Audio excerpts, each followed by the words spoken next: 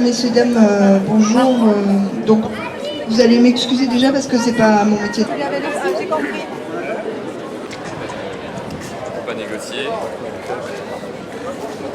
Oui,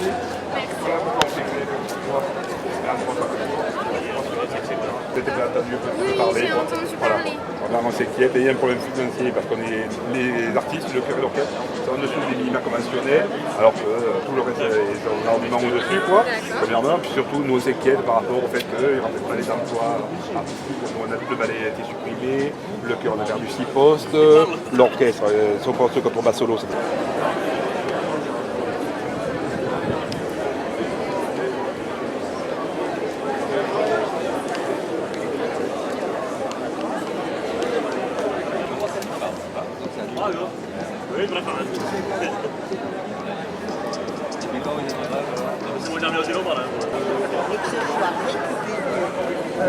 Sur les bases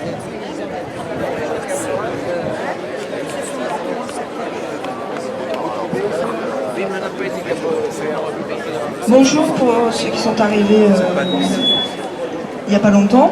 Je voulais apporter une petite précision, c'est que les musiciens et les artistes des chœurs, enfin certains musiciens et artistes des chœurs que vous allez voir sur scène et dans la fosse, sont des intermittents, puisque ce que je vous expliquais tout à l'heure, c'est qu'on fonctionne en petit effectif titulaire.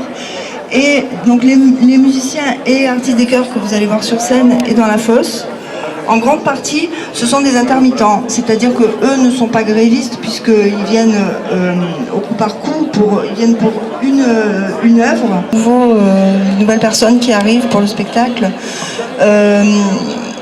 Donc nous sommes désolés, les artistes des chœurs et de l'orchestre sont vraiment désolés de ce qui se passe ce soir. Mais il faut savoir que c'est pas du tout de notre fait, c'est juste que la direction de l'opéra ne respecte pas la loi. Et donc on voulait expliquer ça au public parce que pour nous c'est très compliqué de mettre en péril un spectacle, mais c'est pas nous qui mettons en péril, c'est la gestion du personnel de cette maison qui est très très compliquée. Et grâce à vous qu'on vit, personne n'a réagi ni au niveau de notre direction, ni au niveau de TPF, ni au niveau de M. Facto.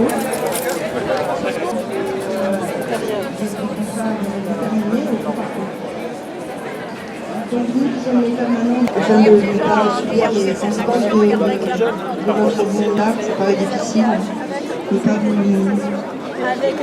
ne peux pas vous démoraliser, mais ça paraît difficile. Ça a été pareil sur les 2 spectacles précédents, on a attendu, on était prêts. Voilà, si vous voulez plus d'informations, vous pouvez venir nous voir, discuter avec nous.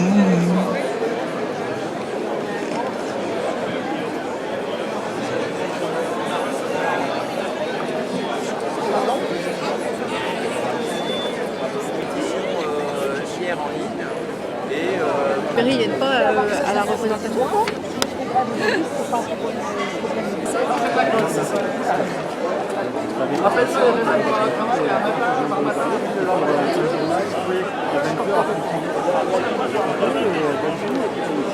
Je suis Richard Garnier, je suis artiste des chœurs et en même temps délégué syndical CGT à l'Opéra Toulon.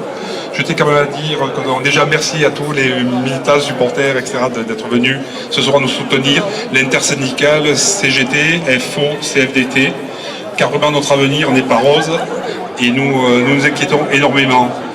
Donc comme vous l'a expliqué ma collègue CFDT, nous sommes vraiment, et artistes de l'orchestre, vraiment, certes il y a un problème salarial par rapport à la convention collective, et nous sommes que les artistes en dessous de la convention collective, c'est pour cela que nous inquiétons, mais aussi nous inquiétons par rapport à l'avenir et par rapport aux tutelles et en mairie, où malgré nos différentes demandes de rendez-vous, un silence absolu s'abat sur nous, rien, aucun rendez-vous, aucune nouvelle, donc vraiment nous avons peur par rapport à notre avenir, quoi. Voilà. Donc merci beaucoup d'être venus. Nous sommes là pour vous expliquer en détail, individuellement, tous les artistes de l'orchestre et du chœur. Nous sommes présents, n'hésitez pas à venir nous voir. Merci encore.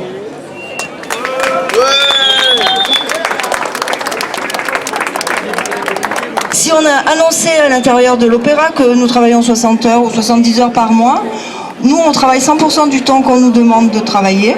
déjà. Ensuite, vous savez que les artistes ont des contrats particuliers, c'est-à-dire que, en gros, la moitié du temps de travail, c'est à la maison, c'est-à-dire qu'on fait des gammes, on fait de la technique, on prépare nos partitions pour arriver et être prêt quand on commence les répétitions pour un ouvrage. Donc c'est très particulier et c'est une mauvaise foi incroyable de dire qu'on travaille 70 heures par mois. Je suis choquée et je pense que mes collègues aussi sont choqués. J'aimerais bien en discuter avec la personne qui a fait cette annonce. Toujours le même salaire, 20% en dessous de la convention collective. Donc tout ça c'est de la mauvaise foi. Change de boulot, monsieur, j'ai pas envie de changer de boulot, moi j'ai envie qu'on me respecte pour mon travail. Nous travaillons 70 heures par mois. Ce qui évidemment est totalement faux. Nous travaillons au sein de l'opéra le temps qu'on nous demande de travailler, c'est-à-dire que nous on voudrait travailler beaucoup plus dans l'agglomération, on voudrait faire plus de concerts, les chœurs, l'orchestre, mélanger, séparer. On a plein d'idées, on a proposé des tas d'idées, mais on manque de concerts dans l'agglomération, donc on fait aussi un appel à tous les maires des agglomérations, à tous les gens influents. On anticipe sur un mois, sur 2 mois, selon les œuvres à préparer, on les travaille en amont, on les écoute,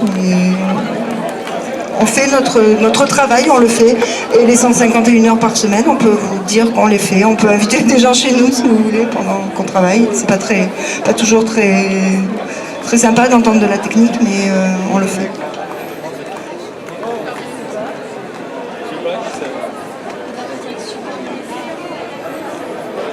Et donc mesdames et messieurs qui sortez là, je vous explique, on vous a dit qu'on travaillait 70 heures et qu'on était payé 3 000 euros, je crois. Je ne sais pas qui est payé 3 000 euros dans les chœurs ou l'orchestre, mais personne. En tout cas, moi non. Donc 3 000 euros, c'est pas du tout nos salaires. On est bien en deçà de ces salaires-là. Et donc 70 heures par semaine, on travaille 100% du temps qu'on nous emploie. Sur place, leurs consacrés sont plus comme nous.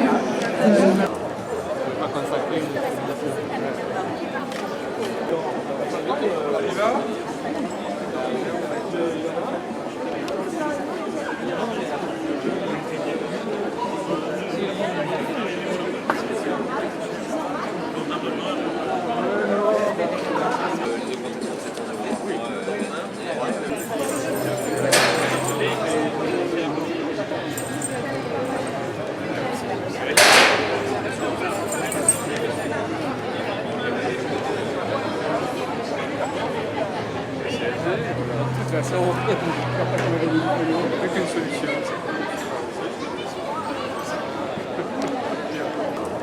On va consacrer une